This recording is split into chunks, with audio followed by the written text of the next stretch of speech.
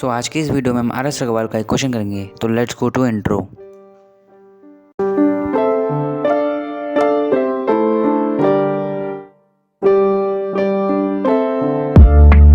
ये होने वाला है क्लास 10th अपना जो कि है चैप्टर 5। बहुत दिनों बाद वीडियो आ रही है, मुझे पता है, ठीक है। अर्थमेटिक प्रोग्रेशन और हमारा जो है एक्सरसाइज 5B ही चल रहा था, जिसका क्वेश्चन नंबर हम लोग जो है 8th को हम लोग करेंगे। 8th तो हो चुका पिछली वीडियो में, 9th करेंगे। The sum of the 3 consecutive term of an AP is 21 and the sum of the square of these term is 165।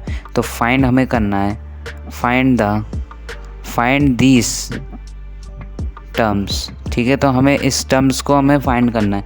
तो सबसे पहले हमने बताया था कि कुछ टर्म्स हम लोग जानते हैं जब कॉन्जिक्यूटिव नंबर्स होते हैं। तो मैंने कुछ आपको 3 कॉन्जिक्यूटिव टर्म्स बताए थे जो कि आपको याद होने चाहिए, जो कि थे हमारे a-d और a था और a+d था, ठीक है। तो इसी को यूज़ करके हमें आंसर को सॉल्व करना है। तो हमें गिवन क्या कि सम ऑफ AP हमारा क्या है 21 है and the sum of the 3 square भी 165 है। तो a-d plus a+d equals to हमारा हो जाएगा 21, ठीक है। और दूसरा दिया हुआ है कि 3a इक्वल्स, मतलब हम इसको और सिंप्लीफाई कर देंगे तो 3 इक्वल्स 21, a की वैल्यू आ गई हमारी 7। एंड सेकंड हमें कंडीशन क्या दी हुई है कि सम ऑफ देयर स्क्वायर विल 165, ठीक है ना। तो हम लोग क्या करेंगे, सबसे पहले now put a equals to 7 in the equation, ठीक है ना। तो हमारा क्या था a-d का square plus a² plus a+d का स्क्वायर इक्वल्स टू 165 जो थी सेकंड कंडीशन, उसमें हमने a की वैल्यू पुट कर दी। तो ये हमारा ये निकल के आ जाएगा आउटपुट, ठीक है। उसके बाद सिंपलीफाई करेंगे तो 49 plus d² minus 14d plus 49 plus 49 plus d² plus 14d equals to 165। तो 147 प्लस ये आ जाएगा हमारा 2d² इक्वल्स टू आ जाएगा हमारा 165। इसको सिंप्लीफाई कर देंगे, ठीक है ना। तो हमें ये मिल जाएगा। अब आगे देखते हैं 2d² इक्वल्स टू 165 माइनस 147, ठीक है ना। सो 2d² इक्वल्स टू 18। सो ये हमारा आ जाएगा डी की वैल्यू हमारी प्लस माइनस 3 आ जाएगी, ठीक है ना। तो इसलिए हमारा हो चुका है ये। अब ए की वैल्यू होगी, डी की वैल्यू होगी, अब हमें टर्म्स हम इजीली निकाल सकते हैं, ठीक है ना। और ये मैंने लाइन लिखी है, ये जो है बाय एडिंग 49 प्लस 9, ये एकदम से सॉल्व आउट करना है। आप आगे पीछे करके भी आप इसको सॉल्व कर सकते हैं। तो now put the values of A and D in the equation, जो कि मैंने बताया थे 3 टर्म्स होते हैं, उसमें आपको वैल्यू पुट कर देनी है। तो ए इक्वल्स टू 7 है और डी इक्वल्स टू अगर माइनस का 3 है, अगर सेकंड है जहाँ वैन ए इक्वल्स टू 7 है एंड डी इक्वल्स टू 3 है, ठीक है ना। तो टर्म्स को रख देते हैं तो आ जाएगी हमारे पास ये अपनी यहाँ AP आ जाएगी और ये इसी का उल्टा आ जाएगा इस वाली AP में, ठीक है ना। इसमें आ जाएगी 4, 7 और 10। हमें सिर्फ वैल्यूज़ निकालनी थी और पुट करनी थी, इसमें कॉन्जिक्यूटिव टर्म्स आ जाएंगे, ठीक है।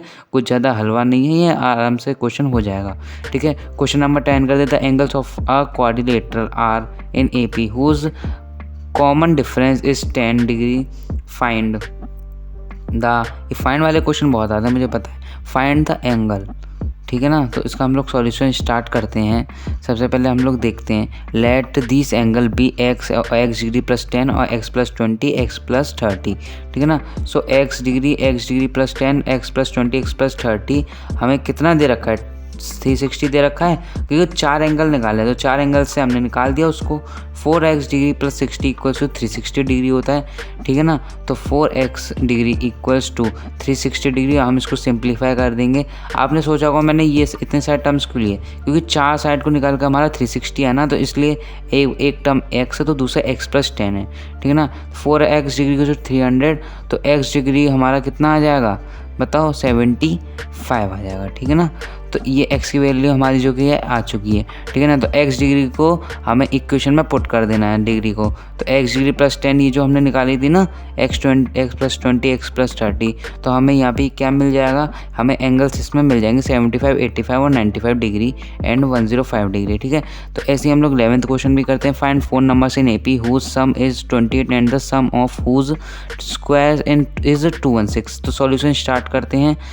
यहाँ पे let the AP be a minus 3d a minus d और ए प्लस डी और ए प्लस 3d, ये हमारे आ जाएंगे। ठीक है, 4 कॉन्जिक्यूटिव टर्म्स। ठीक है, अब जो कि मैंने बताया था, अब हमें गिवन क्या क्या है, गिवन देखा करो सबसे पहले। तो सम of A P B 28 and some of, क्या सम दिया, सम ऑफ इट्स स्क्वायर हमें कितना दिया हुआ है, 216। ठीक है, तो a minus 3d, a plus minus D, a plus D और a प्लस 3d हमें कितना दिया हुआ है, 228। इसको और ज़्यादा सिंप्लीफाई करेंगे तो 4a इक्वल्स टू हमारा आ जाएगा 28, a की वैल्यू आ जाएगी हमारी 7। ठीक है ना, तो इससे ये अपना ईजिली a की वैल्यू निकल गई, a की वैल्यू निकल गई, d की वैल्यू निकालनी है, आंसर निकालना है, और कुछ नहीं है इस चैप्टर में। ठीक है ना, तो then put a equals to 7 in given equation. ठीक है ना, तो हम लोग गिवन इक्वेशन में इसको पुट कर देंगे, a माइनस 3d का स्क्वायर, a माइनस डी का स्क्वायर, a प्लस डी का स्क्वायर, a प्लस 3d का स्क्वायर इक्वल्स टू 216। तो by using formula a minus B का whole square plus a plus B का whole square, ये तो आपको पता ही है भाई, बचपन से ही पढ़ते आ रहे हो, तो बस इसको सॉल्व कर देना है ऐसे करके।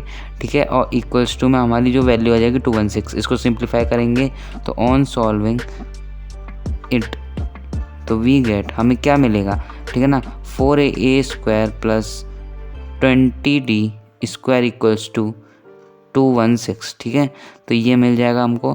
तो हम लोग आगे देन क्या करेंगे, 7 का square plus 20d square equals to 216, हमने a की वैल्यू पुट कर दी यहाँ पे, तो 196 प्लस 20d का स्क्वायर इक्वल्स टू 216, इसको सिंप्लीफाई कर देंगे हम लोग, तो इससे d की वैल्यू हमारी ईजिली आ जाएगी 20d square equals to 216 minus 196। ठीक है, तो ईजिली ये हमारा आ जाएगा 20d स्क्वायर इक्वल्स टू 20 आ जाएगा।